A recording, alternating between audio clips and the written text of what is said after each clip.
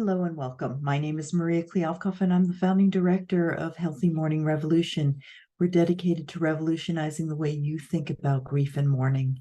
And right now we're in the middle of the Sacred Six. This is the sacred 6 weeks between Canadian Thanksgiving and US Thanksgiving. And every year at this time, I take 6 weeks to reflect on what might we be grateful for, even in our grief journey.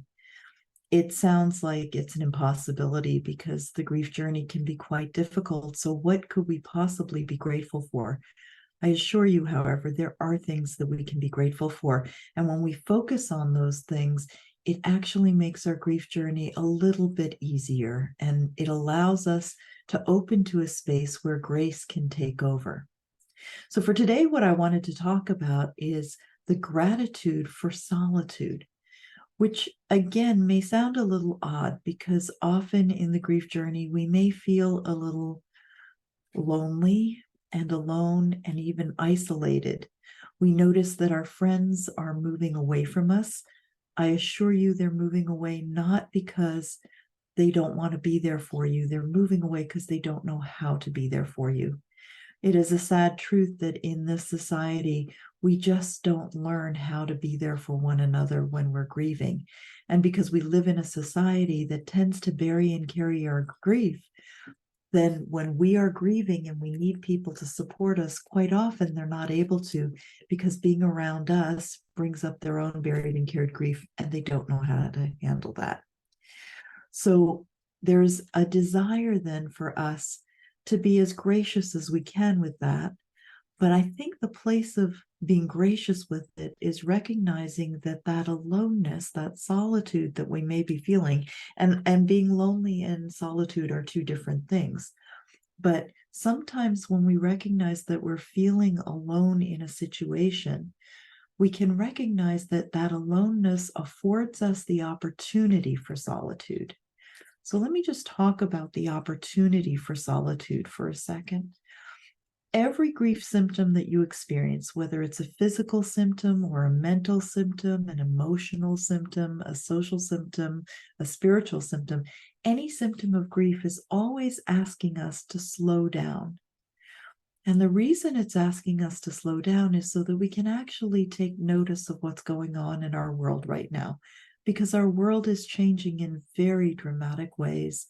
And our world is changing in ways that we really wish it wouldn't. So we need to slow down to become mindful of how much we're going to miss the physical presence of our loved one, but also slow down enough to recognize how much we love our loved one, and to recognize that that love that we feel, that didn't die with them. So when people are saying you need to bring closure and you need to say goodbye, and we're feeling like that's just not true, the truth is it's not true. It's not about us saying goodbye. It's about us getting curious about where the relationship is now. And we need solitude to be able to do that. We need to be able to get quiet with ourselves. And we need to begin to start to listen to the internal cues. Our grief journey is communicating with us always, and there's wisdom in our grief. So being grateful for the quiet times when we can be with ourselves and we can begin to learn how to listen to our inner promptings, that begins our ability to hear where the relationship is now. It is my hope and prayer that as you go through your grief journey, that you find people who can sit with you in the quiet and still provide you that opportunity for solitude. When you start to get comfortable with the solitude, you're going to find gratitude for it. Believe me, it becomes a very sacred space. And that's what we're looking for, because the grief journey is a sacred journey. If this has been of help to you, I hope that you like it. I hope that you subscribe. And I hope that you write comments to let me know if there are other things you'd like me to talk about. I want to let you know that I'm running the Healthy Mourning Revolution program special. So we call it the HMR special.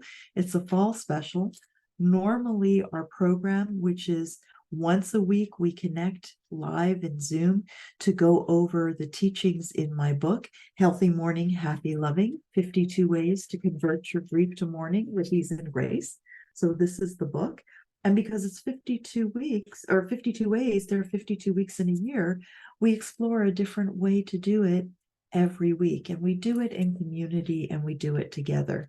The fall special, because I know inflation is hitting people hard, I wanted to create something that made it accessible to everybody. So for this fall time period, for the Sacred Six time period until US Thanksgiving, we're offering a special. Instead of the normal $169 subscription rate per month, we have dropped it to $69 per month. And once you subscribe, then your subscription rate doesn't go back up even when we restore the old rates for newcomers. So if this feels true for you, I really hope that you join us in the program, because in the program, we talk about ways to really understand the solitude and understand the sacredness of the grief journey and the conversion techniques that support us every step of the journey. Connecting once a week for some people becomes a lifeline. We hope that you will take advantage of this. If this is true for you, I will put the links in the description of this video. But I also invite you to come and visit us at healthymourning.com. That's healthymourning.com for more information. Thank you so much. Until next time, wishing you ease and grace in your grief journey. Namaste.